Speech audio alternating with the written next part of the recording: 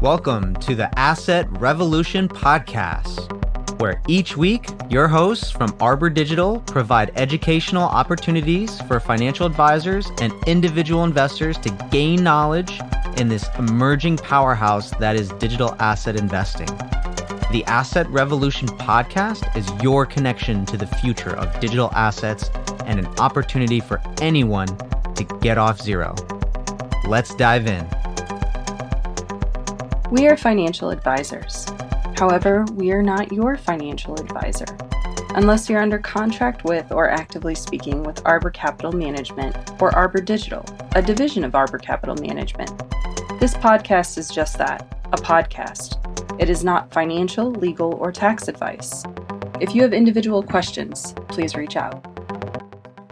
All right. Well, Griff, it's nice to see you. I'm excited for our conversation today. But real quick, before we dive into what we're going to do, please take a few minutes to tell our audience who you are and who you work for and kind of what you guys do. Sure thing. So thanks for having me on, Mark. My name is Griffin Knight. I'm head of product at Blockchange. And my background is in finance and technology. So prior to working with Blockchange, I was a management consultant for firms in the alternative investment space. So largely building and implementing financial models for private equity funds, hedge funds, VCs. But kind of throughout that time, I developed the crypto bug. Really, that was in late 2016. I got really interested in it for a variety of reasons. But I think to me, it was just very intellectually stimulating with how many disciplines are required to fully understand this space, from computer science to mathematics, networking, economics, psychology, philosophy, even. And to me, that was really, really interesting. So stayed pretty in tune with it throughout my time as a management consultant. Yeah. And then around 2019, I met Dan, the CEO, Dan Ayer, the CEO of Blockchange. And he showed me what they were doing, and immediately I had to get involved and joined in I think June of 2019. Wow.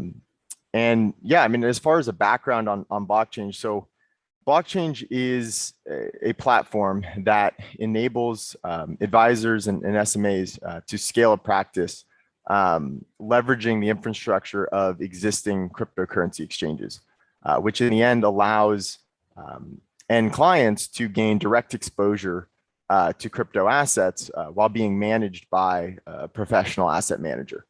And the background of Blockchange is actually very interesting, and I could dive into that briefly. So it originally started off as a mining company.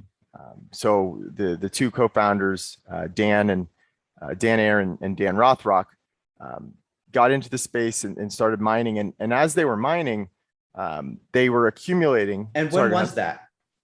That was in 2017. Okay. Yeah. So they started mining in 2017. They bought GPUs, ASICs, and they were accumulating a wide variety of tokens. And the challenge that they had was trying to be able to sell these different tokens. And of course, every exchange offered different ones. So they had to connect to a large number of exchanges. And so what they had built was something that would, a trading algorithm that would locate the assets on the different exchanges and then execute those trades and trade them back and forth. And they realized soon after that mining wasn't really something that they were going to be able to do very well, in the sense that they didn't have access to cheap enough electricity. And it's really just an industrial business at this point. So they pivoted to taking that algorithm and the trade connectivity piece of their software, and then layering on top a asset management layer to it, so that end users, they could solve the issue for end users, which I'm sure you know about. This was more of an issue in 2017, but you needed like 6 or 7 exchanges if you wanted to actually accumulate all of the assets that you wanted to. So they originally then pivoted to a retail product, and that was around the time that I joined. But over the months of developing that, we realized that the tools that we were building were a little bit too sophisticated for the average retail user. Sure. The user base that could leverage what we were building, it wasn't big enough, and the economics didn't make sense. So around, I'd say this was probably late 2019, we realized, and through a long process of market research, was that these tools would work perfectly for investment advisors and SMAs. And so we then took the product in that direction, and have been leveraging that ever since, and went live with the platform in at the end of 2020. And here we are. Wow. I mean, that's such an interesting story to hear about, not just how your personal journey into the space, but also Blockchange's. And I guess hitting on your personal journey, it's really interesting. And one thing I think I find fascinating is that you have a finance background, and you spent a lot of time, but you spend it in a particular space within finance. And that's VC, private equity, and those places that you have your experience at, which, especially when you start going across the spectrum of digital assets, you find more elements of those from those areas, as opposed to when people just want to talk about Bitcoin. Right.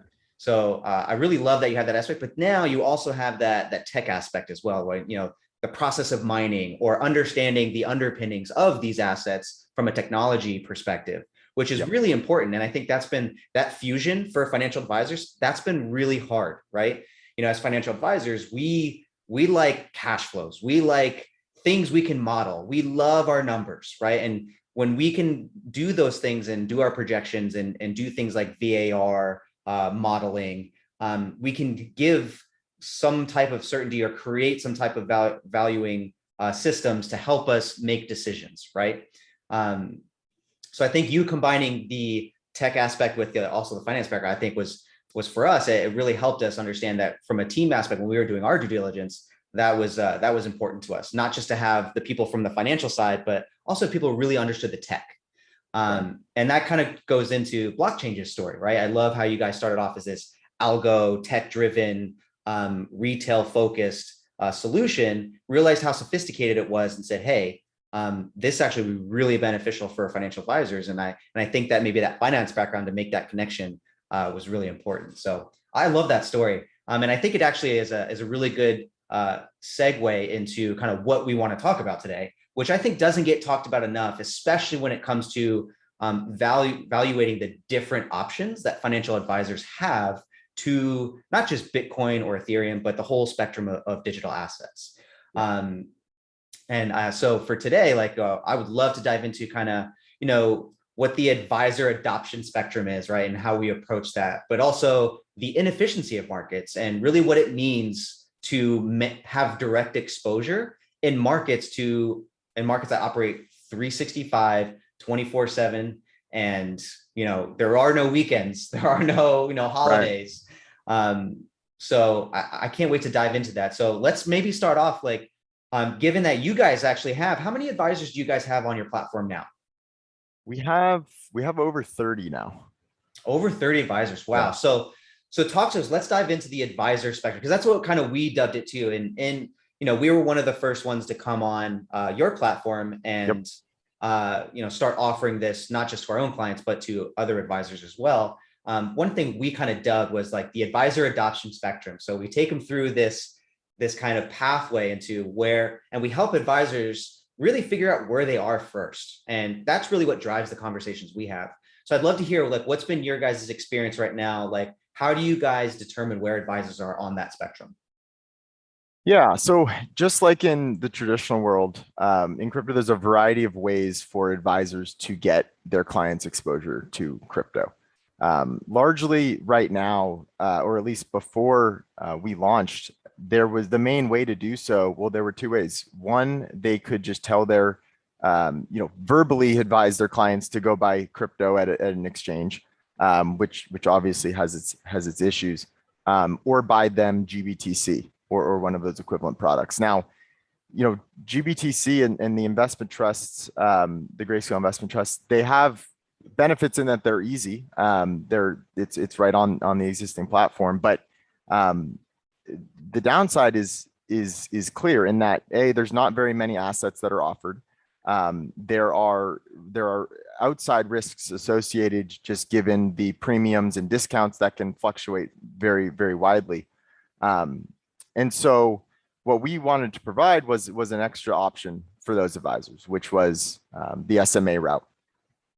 So as far as I guess the adoption cycle and what we see with advisors is the first is you have advisors that I'll call them the no coiners. And this isn't to say that they are, against crypto, but they could be, for a variety of reasons, not ready to make the leap.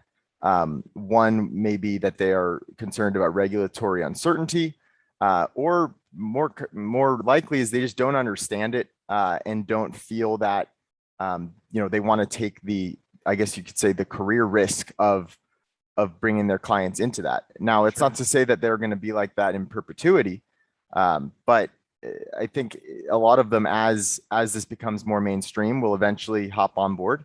But yeah, for right now, I mean, there's a lot of times where there's a lot of advisors that are just not interested. So that's one group. And at first we were trying to spend a lot of our time convincing those advisors of why they shouldn't be thinking like that. But over time we realized there's plenty of advisors not in that group. And those are the ones that we're focusing on now. Now, the second group is, I'll say, the Bitcoin only group. And these are the advisors. Well, actually, real quick, sorry, I don't mean to interrupt, but let me kind of talk a little bit about too, because I love that how you delineate that first group, right? The no coiners, right? And we hear that a lot in just retail, right? Like, all your people who are just they just don't believe it, don't care about it. It's very similar, right? And I think the reason why by a lot of advisors may just be no coiners, and I think you mentioned taking the leap, and it's not just taking the leap in terms of allocating or educating. It's that intellectual curiosity. If your curiosity intellectually isn't piqued by digital assets, then it's harder to take the leap. So it's very hard to convince them, right? If that's the way we approach it. But it's interesting because we find the same thing. So when we hop on advisor calls, a lot of times, the advisors are just taking their first little baby steps, and we're their first call because, obviously, like when you do just a Google search, or when you do your initial searching, like we come up because we're one of the few, as I'm sure the other firms experience as well, that are on your platform. And I know there's a couple other competitors now that also have SMA offers, but I know that we probably all experience the same thing. These no coiners, the first thing we have to actually get them on is you have to be intellectually curious about the space and take that leap intellectually first. And you shouldn't move further along the adoption curve until you're ready to do that. So a lot of times we talk to advisors and we actually tell them, you're very far away from the actual allocation piece and in the investment piece. Here's how we can help you. It just being curious and opening up your minds to this space and where to go, to where you can just get a disciplined, no hype place to start intellectually diving into this space. So I love the way you did that first one. But I just wanted to stop there. Yeah, one I'd add to that too is, like, I think some of the folks in this camp feel like they need to fully understand everything before they can get their clients into it, right? So, but it's a somewhat daunting task, right? They might start trying to dive in, and now all of a sudden they're knee deep in Merkle trees and hash algorithms, but they don't necessarily need to fully understand everything about crypto to get their clients involved, right? That is the whole point of hiring an SMA or an expert asset manager to do it for you.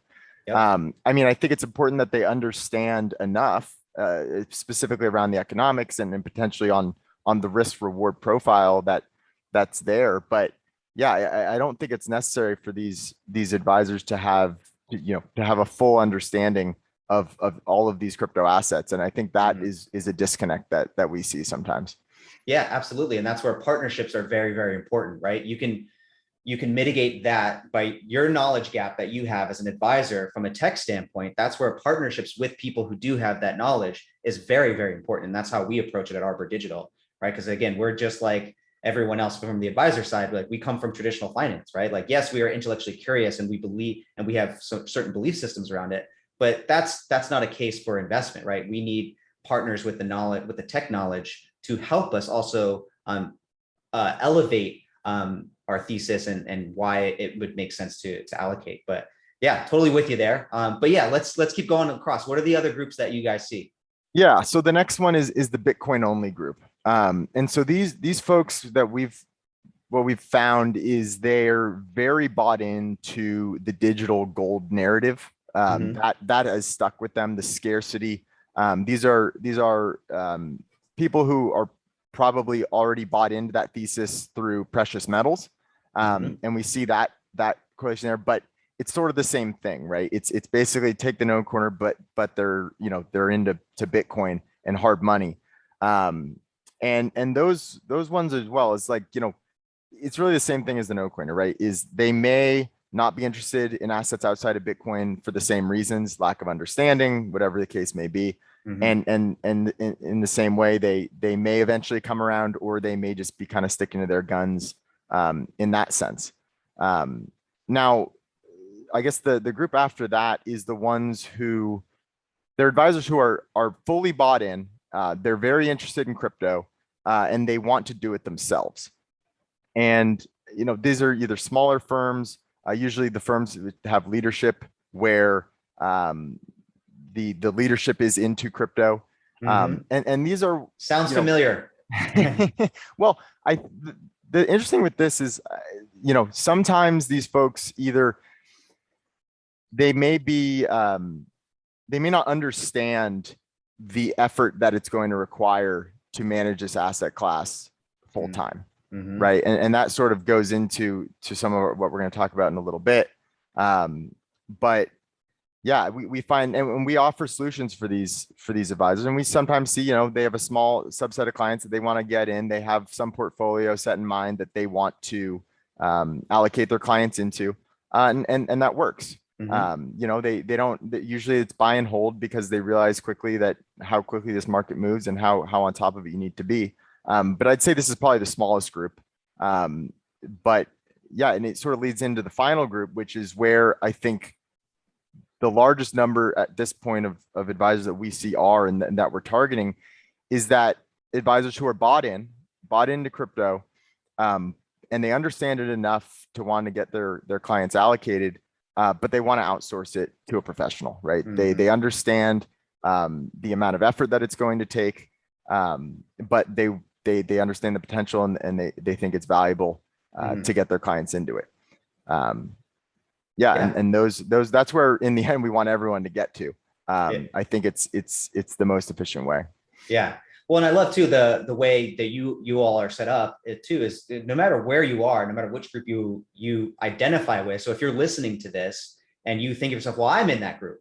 No matter where you're at, no matter which group, you can go onto a platform like Blockchange and go out and check it out, right? And there's no commitment, right? You don't have to pay a yearly annual fee right up front if you want to just say, hey, like, let me see what actually is required to get set up and actually start if we were to do it, right? Yeah. If you can actually take that design thinking path and do that, right? Yeah, it's extremely easy. I mean, you could just set it up, there's no setup fee. There's just a little bit of paperwork, and you could just onboard yourself and see how it works like that. Yeah, it's very, very simple to get started on it. Yeah, I love it. And I think before we dive into, because I think this is a great way to kind of transition to kind of the inefficiency of markets and really the opportunity right now for active management within this space, because markets are inefficient. This isn't like trading traditional stock markets right now, or bond markets, or any mature market for that matter, is really the value, right, of an SMA or of a direct exposure SMA, as opposed to holding some other fund structure or private placement, like GBTC, or let's call it the Bitwise Tanner ETF. And and I think I heard this from somebody else, and I forget who, and I apologize. Whoever said this, please reach out to me. Let me know I missed you.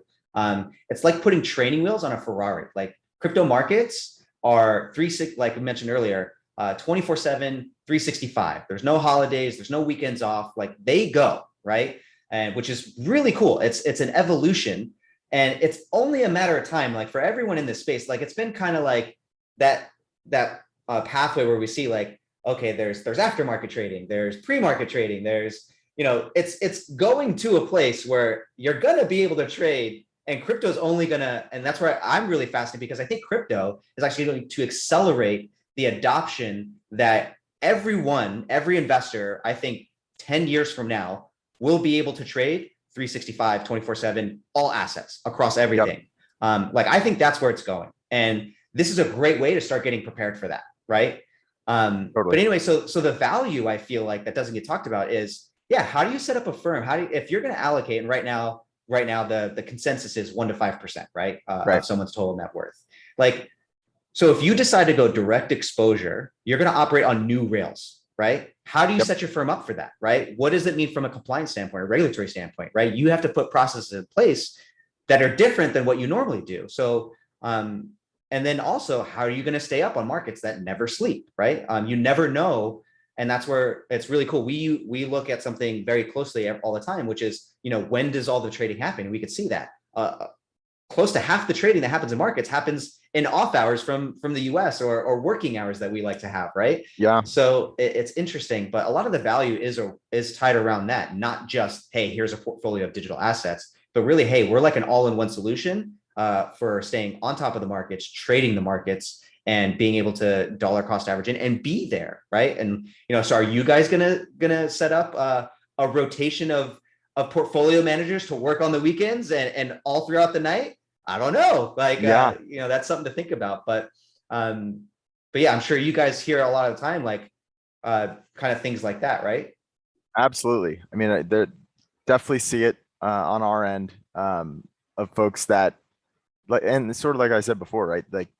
Like they come in pretty gung ho and then are a little bit overwhelmed by like how much effort is required to do this in the proper way. But we also have a lot of advisors who are taking those steps, like yourself, to really take the initiative on research, constant monitoring, all of that stuff. Yeah. And that's one of the reasons why we wanted this solution. Like, we wanted this solution. So Arbor Capital, our traditional RIA firm, created this subdivision. If we're going to dive into digital assets, we saw it as a risk, as if we hold an investment vehicle like GBTC, but then on Saturday morning, everything starts tanking, and then I can't do anything for my clients until Monday morning. That's a risk if you're going to allocate in whatever shape or form, right? So we saw the best way that we can mitigate that was to get a direct exposure and then create a team, Arbor Digital, that will be solely focused on that. Because if you're really going to take your fiduciary responsibility seriously, you have to do things like that. And that's how you have to think. And a lot of times, a lot of advisors miss that, which makes us only more bought into, and what the value, that's the value that we provide as SMA providers, not just us at Arbor Digital, but anybody, anyone on your list of 30 advisors. That's truly a value, and that can't be understated.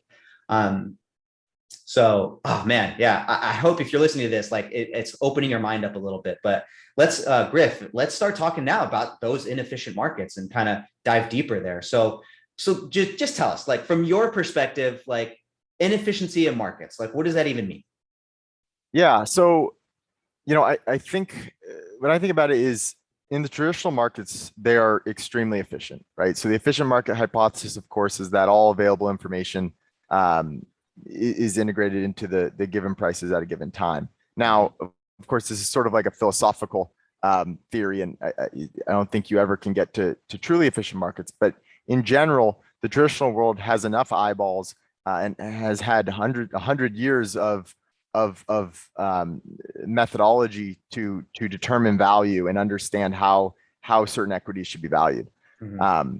And I think another important trend that you've seen in the traditional world is that towards passive investing, mm-hmm. Which is, started off the first time, at least I heard about it, was not heard about it, but I think got the ball rolling, was the book Random Walk Down Wall Street, which is really ahead of its time in the sense that was written in 1973, mm-hmm. and really kind of slammed the technical analysis and really focused on passive. And then you had the famous Buffett bet with the hedge fund managers, where he basically bet them $1 million that they would not be, after fees, not be able to outperform the S&P over 10 years. And he was right.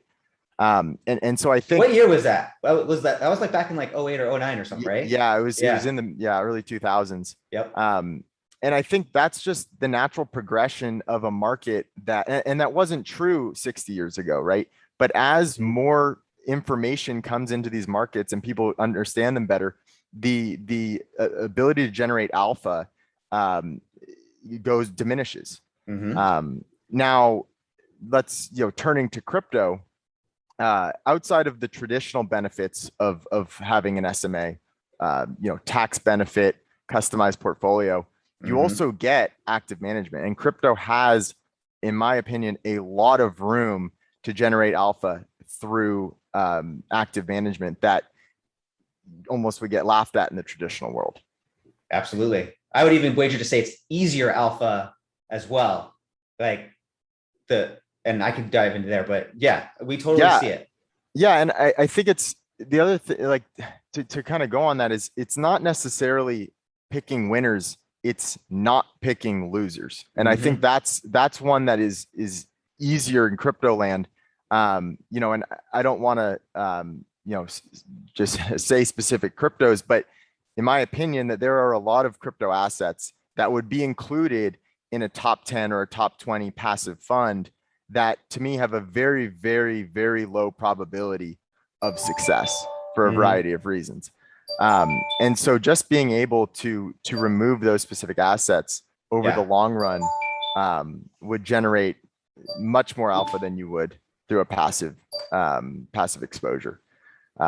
Now, I think in addition to that, you have, just as far as why these inefficiencies exist, it's people don't understand, and no one really understands how a lot of these are going to, specific tokens are going to accrue value. Now, Bitcoin, it's pretty straightforward, just given that its value accrual is similar to that of gold. But just how do you value some of these, right? They're not like an equity. And I think just the inability to value them and really the inability of the market to price news. I think the China ban was a good example or the China mining ban to me was a good example where that hit and the prices went down. But to me, that was actually positive, right? So the fact that you can have news come out and half the people think it's positive and half the think it's negative, like that is a market inefficiency right there, right? And that alone gives the ability to generate alpha. Yeah, and that speaks to also just like who are trading these markets, like who comprises the market right now, right? And it's no secret, and this is where everyone knows it. It's mostly made up of retail investors, right? Like the whole bull case from 2017 now for when it crashed before was institutional adoption, especially in 2020 after Paul Tudor Jones and came out with this paper, The Great Inflation. That's where inflation's really started to look up, and then you have Michael Saylor, MicroStrategy, all those actors, those people, those really early adopters who really saw this. They're still the minority, right? Like, and so that's where, when you have a marketplace that's really still highly driven by retail, there are going to be a lot of inefficiencies. And I think, especially from an information standpoint, the way, not even just the information itself, the way people discern that information. Right. Speaking to what you said, we saw it as positive. Yeah. Because if you're like us and we're in the space and we have a fundamental understanding of the tech, of blockchain technology and the impact that it can have, and you can separate the blockchain from the asset and understand how they behave with each other, then when you see something like an authoritarian state like China banning that, you see that, great, wonderful, more innovation will now be unlocked and more opportunity will be given to other places, and diversification is good. We don't want one geographic region having so much control and so much of the investor base, right? So there are so many different reasons you could dive into why a lot of people saw that was like great. And then for us as active managers, we have our buy zones, and that really helped us. We're like, great, and we based a lot of great, for us, they've worked out and we've made some good decisions with our management. But it's just, that's where you can play off those inefficiencies right now in a way that you won't be able to play off them, especially maybe even in 5 years. Like, I think these markets move so fast that the opportunity set actually will not nearly be as long as when in traditional markets, when you had a new asset class, back in the 70s and 80s, like junk bonds or something like that, when they came in, like though for those asset classes to become more efficient and more adoption, and for it not as easy to generate that alpha, or like emerging markets, right? Those were longer timeframes. Crypto, I think that's going to go much faster. Yeah, no, I totally agree. Yeah, and I mean, just like you said, it's and as more of these professional managers like yourselves come in, the markets will get more efficient, right? Naturally, as they should. But yeah, no, I've seen the same thing, and there's so many times where it's head scratching moves you see after specific information, and it just shows we have a ways to go. But again, hey, that's alpha that could be generated right there. Yeah. So is there anything else you guys see in terms of like inefficiencies besides just information inefficiencies and adoption? What else are you guys seeing? Yeah, so I think the other one would be disclosure or well, let's start with technical, right? So I think this is where it's important for a professional manager to understand the technical side, right? Because there are risks associated with protocols that are non-existent in the traditional world that you need to understand these assets at a very low level to understand these risks, right? So what would be an example? An example would be smart contract risk. So for example, a common thing or not a common thing, but a handful of DeFi protocols have master keys that are usually held in multi-sig wallets that are in the hands of lead developers. Now, if those keys were to get compromised, you could have a situation where assets are drained or the protocol is disrupted. So that's, and not all cryptos have that, but it's just understanding those nuances and how that factors into the risk reward thesis for a specific token, right? Or has this smart contract been audited? Those type of things. I think those are important things that your average investor is just not going to do, or even the average portfolio manager, right? Like for sure, they're not trained to do that as part of their fundamental analysis, right? Absolutely. And that's one of the things that we've taken that responsibility to say, hey, we understand that there are things in this market and with these types of assets that there is fundamental analysis. It's just very different, and you have to approach it differently, and you almost have to forget kind of what you've learned previously and in the traditional world to be able to even have the space and to be able to open up your mind to see those types of things, right? Fundamentally understanding what the ownership stats mean with a token, how it was distributed, and what's the long-term plan. I'll use this word, tokenomics. Understanding the tokenomics of a project is very, very important to understanding, okay, how is this going to achieve value over not just the short term, but the long term, because prices are going to do whatever they're going to do. Right. But does the protocol have a fundamental value accrual built into their tokenomics, right? And that's something you have to understand before you decide to allocate, right, to anything beyond those. Yeah, and just people, and we haven't gotten ways to, like for example, like a governance token, right? How do you value a governance token in a world where a project can be forked? That to me is a very complicated question, and a lot of people have ideas on it. But yeah, just things like that. I mean, just forking in general is so wild when you think of it from an investment standpoint. It would be like, if Facebook just split in two, right? And you have Facebook A and Facebook B, like how would that affect the stock price of Facebook, right? It's like those types of things like require deep thought. And yeah, it's some of the stuff that gets me really excited. Yeah. Well, and real quick, explain like fork, like what's that process like? What does that even mean? Yeah. So since all of these protocols are open source, meaning that all of the software and the code is publicly available on the blockchain, not really owned by anyone, anyone can take that code, change it a little bit, and then redeploy it. And so you have a situation where if there is a protocol that is taking rents unfairly for whatever reason, the users or outside developers could just take it and then remove those rent taking mechanics and then redeploy it. So now if you're a coin holder of the original one, and now there's a second one that people are moving to, that could affect the value of your token. So just that fact there is pretty interesting. And so that's where one of the value accrual things that I look for is fork defensibility, right? So like Bitcoin, for example, has very strong fork defensibility in that it has basically a strong base of ideological users who, and you saw this a handful of times in 2017 with the Bitcoin Cash fork.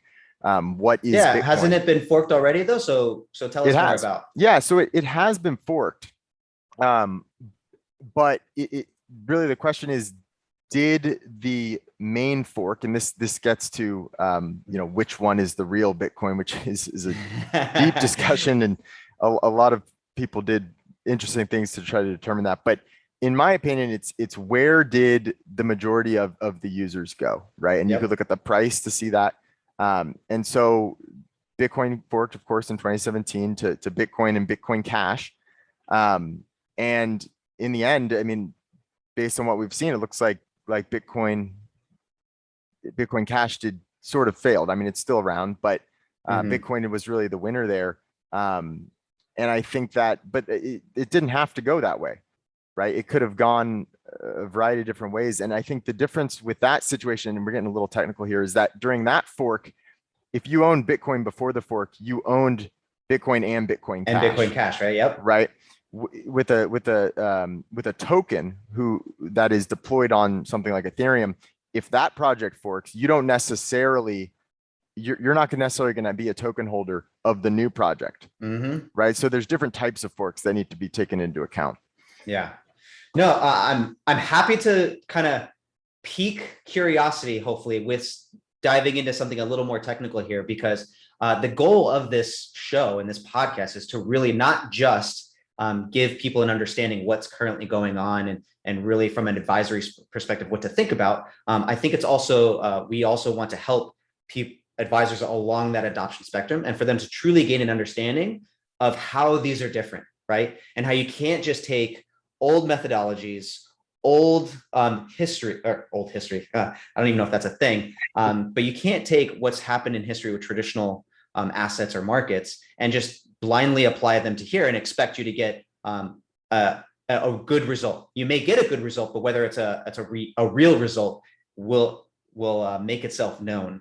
And that's where fundamental analysis of these, while you can apply some traditional fundamental analysis things, like, obviously you can management, protocol management, who's the team behind it, all that stuff. Right. Like, yeah, you could still do that, but it's very different how you evaluate how they manage it. It's not just looking at the balance sheet, looking at the business practices. Hey, are they doing good for shareholders? Blah, blah, blah.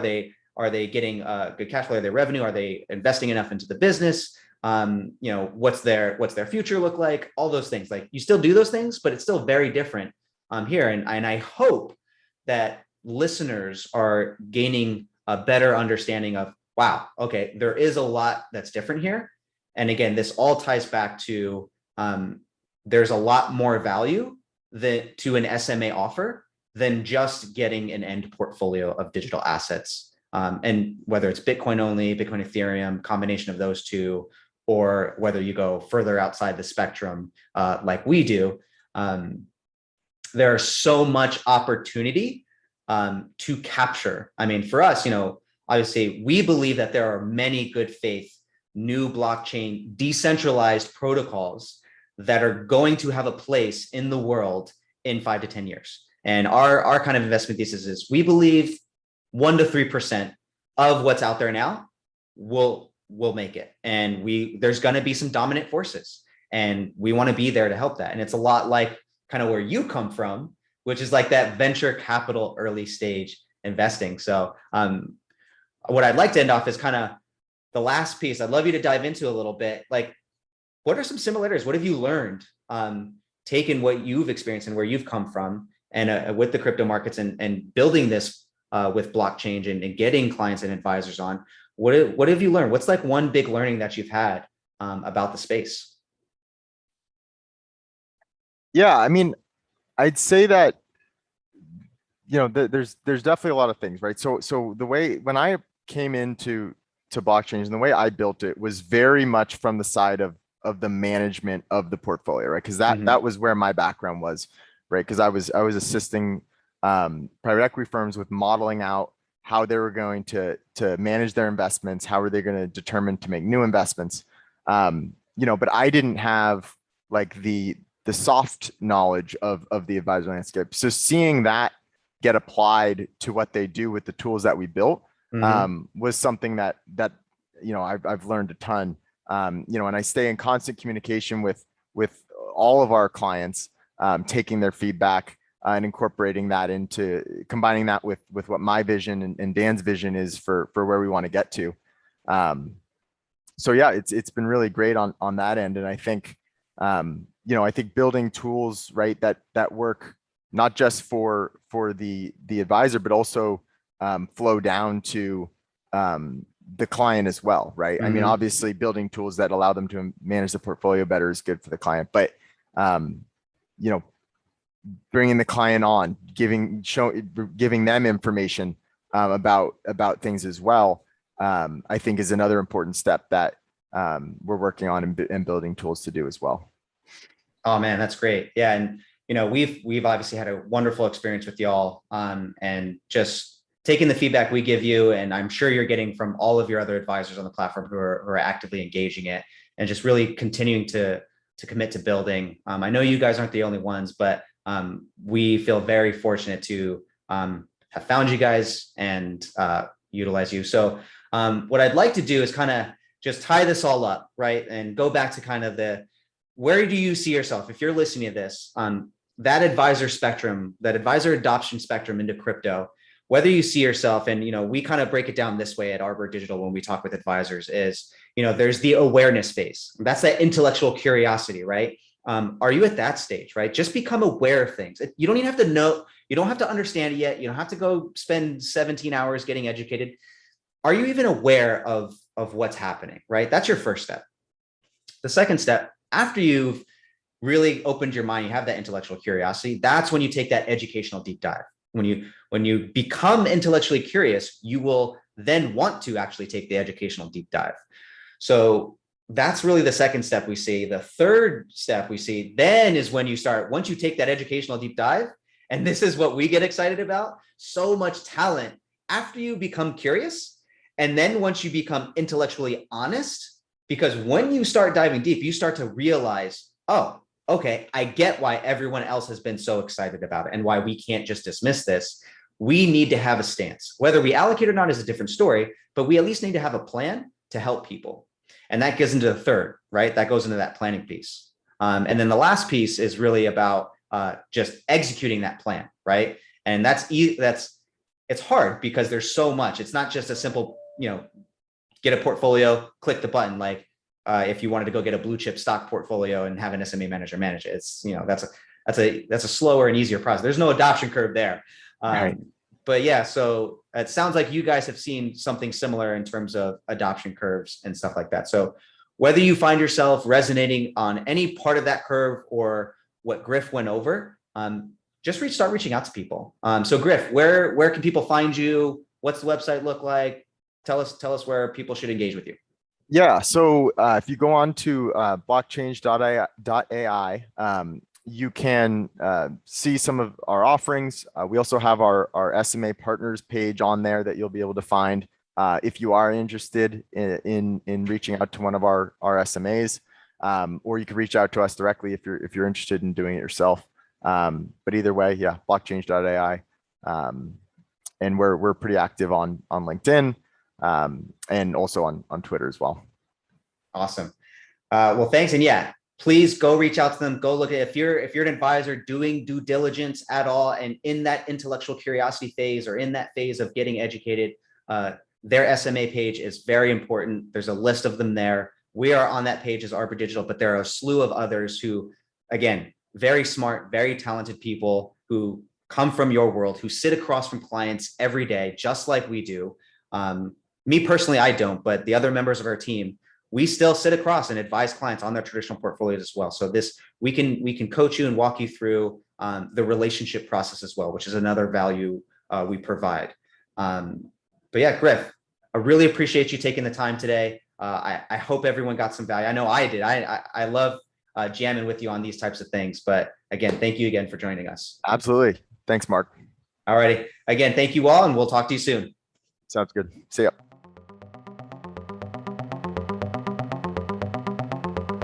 We appreciate you listening to this edition of the Asset Revolution podcast.